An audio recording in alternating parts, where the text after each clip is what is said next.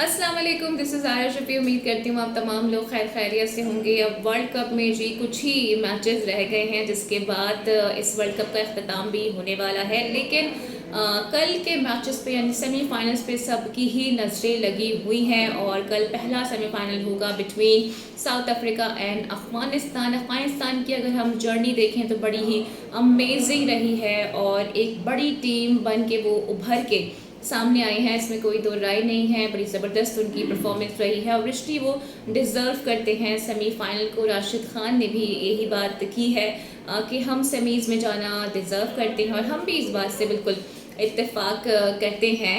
लेकिन अगर दोनों टीम का कंपैरिजन किया जाए तो साउथ अफ्रीका और अफगानिस्तान T20 वर्ल्ड कप में 2 बार जी मद्दे मुकाबले आए हैं और दोनों बार ही साउथ अफ्रीका जीतने में कामयाब रहा है। इस वर्ल्ड कप की अगर हम बात करें तो साउथ अफ्रीका अभी तक अनबीटन है, लेकिन साउथ अफ्रीका ने भी अभी तक बहुत ज़्यादा कोई धुआंधार किस्म की परफॉर्मेंस का मुजाहरा नहीं किया है। सिर्फ वेस्ट इंडीज़ के अगेंस्ट ही आउटस्टैंडिंग उनकी परफॉर्मेंस रही थी। इसके अलावा अगर आप उनके मैचेस उठा के देखें तो लास्ट ओवर्स में ही वो मैचेस को जीतते हुए नज़र आए हैं।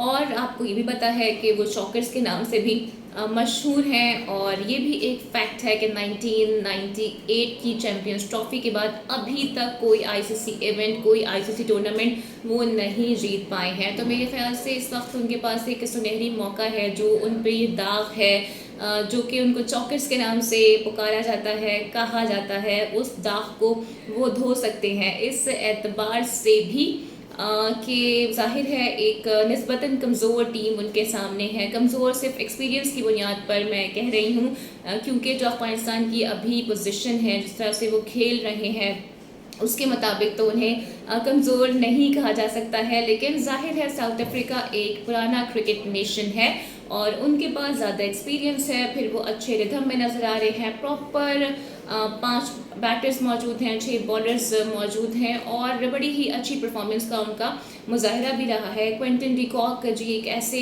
बैटर हैं जो कि तन्हे तन्हा ही मैच का पासा पलट सकते हैं। मैच विनिंग प्लेयर आप उन्हें बासानी कह सकते हैं। लेकिन अफगानिस्तान साइड को भी हल्का नहीं लिया जा सकता है और जिस तरह से उनका हर यूनिट परफॉर्म कर रहा है, चाहे वो उनके स्पिनर्स हों, पेसर्स हों या उनका टॉप ऑर्डर हो। मिडिल ऑर्डर में ज़रूर थोड़ी मुश्किलात का सामना है क्योंकि सिर्फ 3 ही प्रॉपर बैट्समैन वो खिला रहे हैं। बाकी जितने भी उनकी टीम में मिडिल ऑर्डर में बैट्समैन मौजूद हैं वो सारे ज़्यादातर ऑलराउंडर्स ही हैं और अभी उनकी बैटिंग का इम्तिहान उस तरह से हुआ नहीं है क्योंकि ओपनर रन स्कोर कर लेते हैं। अगर ओपनर जल्दी आउट हो जाते हैं तो फिर उनकी भी बैटिंग का इम्तिहान होगा और नीचे सिर्फ और सिर्फ नबी हैं जो कि उनकी बैटिंग लाइनअप को सहारा दे सकते हैं। लेकिन इसमें कोई दो राय नहीं है कि उनके जो बॉलिंग अटैक है, ख़ासकर जो उनका स्पिन अटैक है, वो बेमिसाल है। राशिद खान को खेलना साउथ अफ्रीका के लिए डेफिनेटली एक बहुत बड़ा चैलेंज होगा। तो मुझे लगता है कल का गेम बहुत ज़्यादा जी इंटरेस्टिंग होने वाला है और एक अच्छा कॉन्टेस्ट हमें देखने को मिलेगा। होपफुली ये हाई स्कोरिंग मैच हो, कोई वन साइडेड मैच ना हो क्योंकि सेमीफाइनल है तो ज़ाहिर है इसकी एक हाइप भी अलग से बनी हुई है बिकॉज अफगानिस्तान ने फर्स्ट टाइम क्वालिफाई किया है किसी भी आईसीसी इवेंट में और एक वक्त था कि वो क्वालिफाइंग राउंड्स खेलते थे और उन्होंने इस वक्त पूरी दुनिया को ही सरप्राइज़ कर दिया है। रिशी रिजर्व भी करते हैं लेकिन टेम्परामेंटली देखा जाए तो साउथ अफ्रीका को ज़्यादा फेवरेट करार दिया जा रहा है। अगर 100 में से कहा जाए तो 60% जी साउथ अफ्रीका है, 40% अफगानिस्तान है। लेकिन इस मैच में कुछ भी हो सकता है और जिस तरह से अफगानिस्तान ने खासकर खेला है ऑस्ट्रेलिया के अगेंस्ट, अगर वो इसी एग्रेशन से, इसी पैशन के साथ खेलते हैं तो इसमें कोई दो राय नहीं है कि वो साउथ अफ्रीका को भी हरा सकते हैं। लेकिन साउथ अफ्रीका की भी पूरी कोशिश होगी कि इतना आगे आ गए हैं तो ट्रॉफी भी जीत के ही अपने मुल्क वापस जाएं। और AB डिविलियर्स की जानिब से भी अपनी टीम को सपोर्ट किया गया है। उन्होंने सोशल मीडिया का सहारा लिया और वहाँ पर उन्होंने एक पोस्ट की। उस पोस्ट में इमोजी था बेसिकली इस वर्ल्ड कप ट्रॉफ़ी का और ये कैप्शन था कि लड़कों इस बार ये ट्रॉफ़ी ज़रूर घर लेके आना है। तो जाहिर है वो भी चाहेंगे कि जो एक चॉकर्स के नाम से वो लेबल हो गए हैं इस दाग को धो दिया जाए। और बड़े बेचारे ये अनफॉर्चुनेट भी रहे हैं कि हमेशा ही सेमीफाइनल्स तक ये पहुंचते हैं या फाइनल भी खेल लेते हैं लेकिन ट्रॉफ़ी जीत नहीं पाते हैं। और ट्रॉफ़ी जीतना हर एक टीम का ख्वाब है जो कि इस वक्त सेमीफाइनल खेल रही है।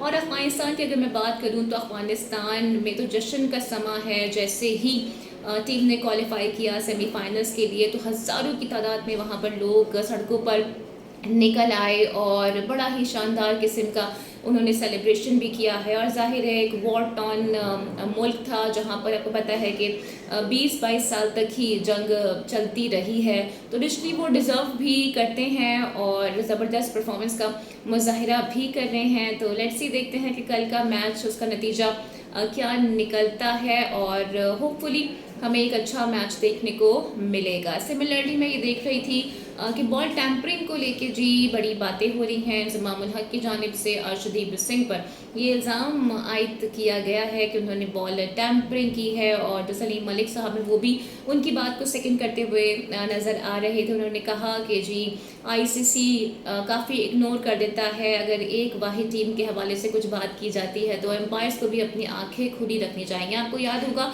जब 50 ओवर का वर्ल्ड कप हुआ था तो तब भी भारत पर ये इल्ज़ामात लगते रहे थे कि उन्होंने बॉल्स जो हैं वो चेंज कर दी हैं और भारत को अलग किस्म की बॉल दी जाती है और दीगर टीम्स को अलग किस्म की बॉल दी जाती है। भारत तब भी अनबीटन था और उसके बाद फिर भारत को शिकस्त का सामना करना पड़ गया था ऑस्ट्रेलिया के हाथों भारत के अंदर ही, जो कि डेफिनेटली एक बड़ी हजीमत भी थी भारत के लिए कि अपने होम ग्राउंड में होम क्राउड के सामने आप ऑस्ट्रेलिया से हार गए थे। बहरहाल ऑस्ट्रेलिया से तो बदला भारत ने इस बात का ले ही लिया है। अब लेट्स सी, देखते हैं कि क्या इंग्लैंड से भी वो 2022 के सेमीफाइनल का बदला लेने में कामयाब होते हैं या नहीं होते हैं। इस मैच में भारत को फेवरेट करार वैसे दिया जा रहा है क्योंकि बड़ी ही शानदार परफॉर्मेंस का वो मुजाहिरा कर रहे हैं। सिर्फ एक प्रॉब्लम है और जनाब वो ये है कि अगर भारत का जो बैटिंग ऑर्डर है और जो उनकी बैटिंग पोटेंशियल है, अगर उस तरह से वो परफॉर्म कर देते हैं तो आसानी से ये मैच जीतने में कामयाब हो जाएंगे। क्योंकि अभी तक हम ये देख रहे हैं कि भारत